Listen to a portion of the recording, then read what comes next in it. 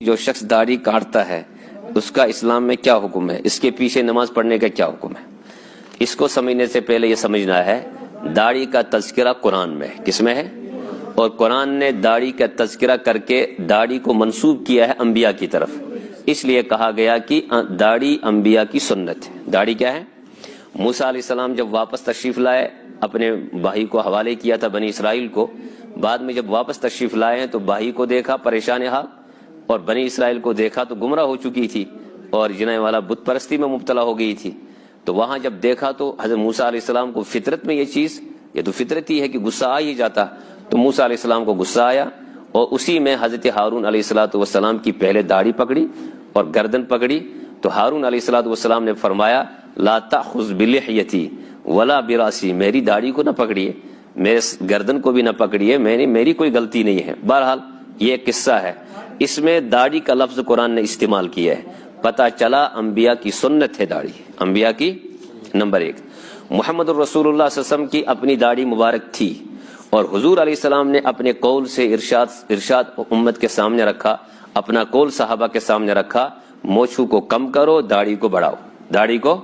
اب داڑھی کتنی بڑھانی ہے اس کی تشریح صحابہ نے کی اور عمل کے ذریعے نہیں، عمل کے ذریعے کی۔ حضرت ابن عمر رضی اللہ تعالیٰ عنہ اپنی داڑھی مبارک بڑھاتے تھے، لیکن جب ایک مٹھی سے زیادہ ہو جاتی تھی کاٹتے بھی تھے، اور اس پر پھر فقہا نے جب حضور کی وہ حدیث کو بھی دیکھی، حضرت ابن عمر کا وہ عمل بھی دیکھا، قرآن کی اس آیت کو بھی دیکھا، پھر انہوں نے اجتہاد فرمایا صحابہ کی اقوال کی روشنی میں، حضور کے قول کی روشنی میں، پورے امت کے فقہا کا اجماع اس پر ہوا کہ داڑھی رکھنا مطلق سنت ہے، لیکن ایک مٹھی تک رکھنا واجب کے درجے میں۔ کس کے درجے میں ہے؟ اس سے زیادہ بھی رکھ سکتے ہیں، لیکن اتنی زیادہ لمبی نہ رکھی جائے کہ شکل بگڑ جائے۔ اچھا، ایک مٹھی سے کم رکھنا یہ درست نہیں ہے، ایک مٹھی سے کم رکھنا بالکل درست نہیں۔ اور اگر کوئی ایسا امام ہو جو ایک مٹھی سے کم رکھتا ہے، باضابطہ ہر 2 دن 3 دن ہفتے میں وہ کاٹتا بھی ہے، اور کاٹتا ہے جان بوجھ کر وہ کاٹتا ہے، تو ہمارے فقہا کہتے ہیں، ہمارے علماء کہتے ہیں کہ اس کو باضابطہ طور پر امام بنانا یہ مکروہ ہے۔ کیا ہے؟ اس کے پیچھے اس نماز میں کراہت آ جائے گی، مکروہ ہو جائے گی۔ اس ایسے شخص کو چاہیے کہ وہ امام مستقل نہ بنے، نماز تو ہو جائے گی، نماز تو اس کے پیچھے بھی ہو جائے گی جس کی بالکل داڑھی نہیں ہے،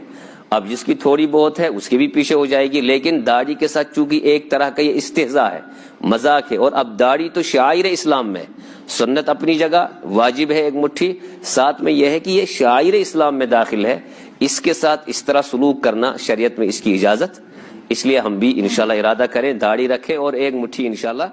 برابر رکھیں۔